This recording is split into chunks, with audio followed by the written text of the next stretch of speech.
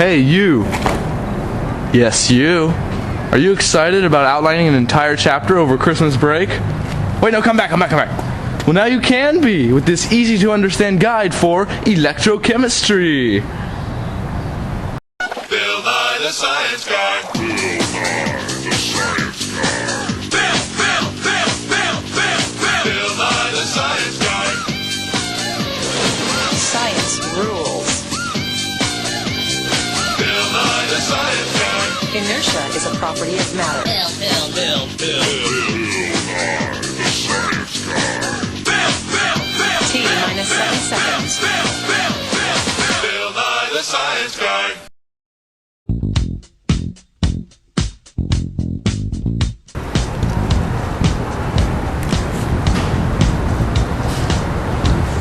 What is electrochemistry? Well, it's simply the interchange between chemical and electrical energy. But before that, let me show you what redox is.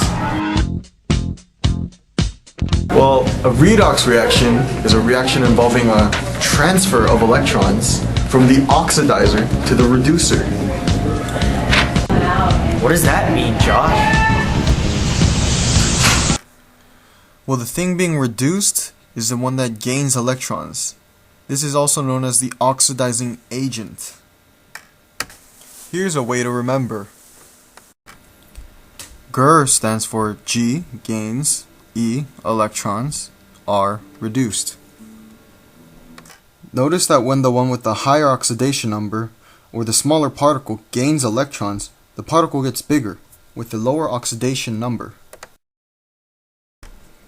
On the other hand, if something is oxidized, it loses electrons. This is also known as the reducing agent. Leo stands for L, loses, E, electrons, O, oxidized. When the bigger particle, the one with the lower oxidation number, loses electrons, the particle becomes smaller, with higher oxidation number.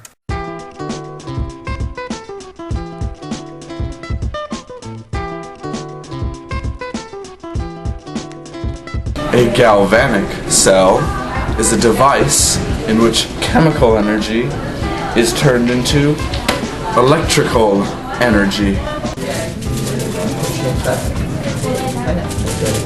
This is a diagram of a typical galvanic cell. This is the anode compartment.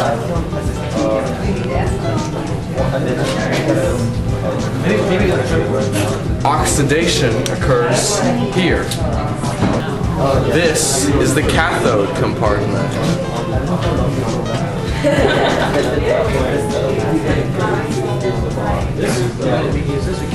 Reduction occurs here. To remember this, use this simple trick.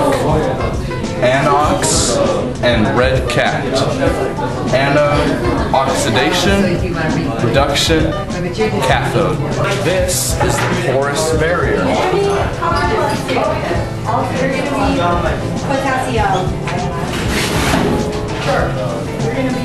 Or commonly known as a salt bridge. It allows ions to go back and forth so that the electrical current can flow. This is the voltmeter.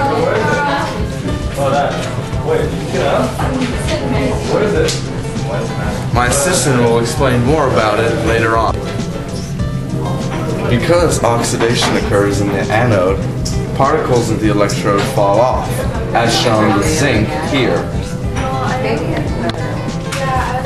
Because reduction occurs in the cathode, particles attach onto the electrode, as shown here with copper.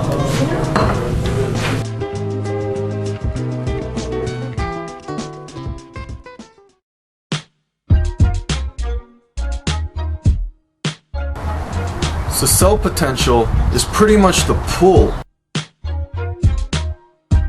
or the driving force, of the electrons in a galvanic cell. Cell potential is also known as electromotive force, abbreviated EMF. This is the abbreviation for cell potential, the fancy looking E. The unit for cell potential is the volt. 1 volt is supposedly equal to 1 joule over coulomb. Oh yeah, and about the voltmeter. The voltmeter is an equipment used to measure the cell potential of a galvanic cell, but it causes some frictional heating, so it doesn't really give you the value of the maximum cell potential. So in order to find the maximum cell potential without wasting any energy, we use something called a potentiometer. It uses an external power force in opposition to the cell potential. Did you know that if cell potential is positive, then the reaction is spontaneous? On the other hand, if cell potential is negative, then the reaction is non-spontaneous. Now you know! Now, if we add this circle to it, we get standard reduction potential.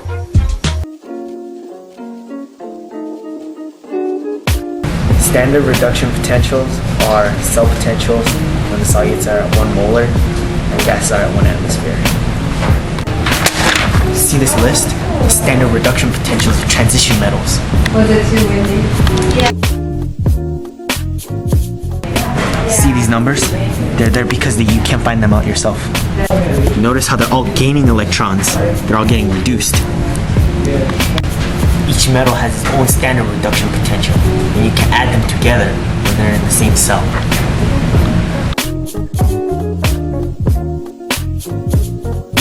Here's the equation used to combine two half reactions. The standard cell potential of the cathode minus the standard cell potential of the anode. The easy way to remember this is Ca, C minus A. Here's how to use this equation.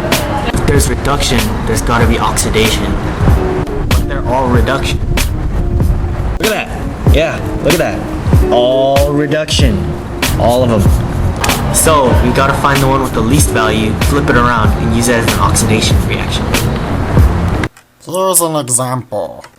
Here we have the half reaction for copper and the other half reaction for zinc. The standard reduction potential for copper is 0.52 volts, and the standard reduction potential for zinc is negative 0.76 volts. Now compare the two values. Zinc has the lowest value, so now we're gonna switch it, like this. Now we gotta balance the electrons, so we multiply the top equation by 2. But notice that you don't multiply the value with it. This is not Hess's law. So now that we balance the electrons, we can cross them out, and now we have the final equation. But what about the values? Well, because we flipped the half reaction for zinc, we had to change the standard reduction potential value from negative to positive. And so now we have the copper half reaction as the reduction and the zinc half reaction as oxidation. So now we pull out our little equation, find the values, plug in the values, and now you have your answer.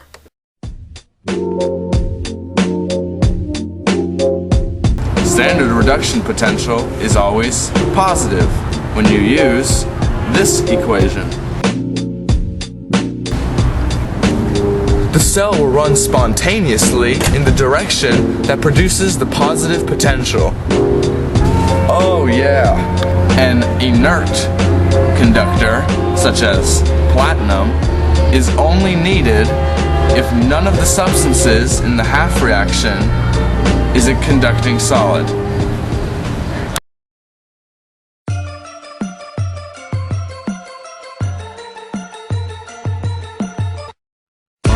You know what it is.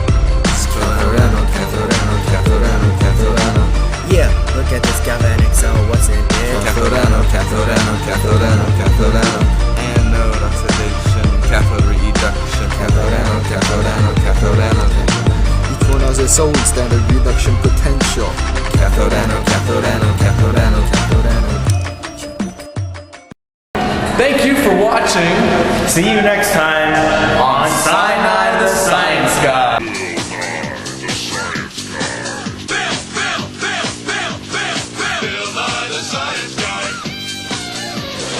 Science rules. Inertia is a property.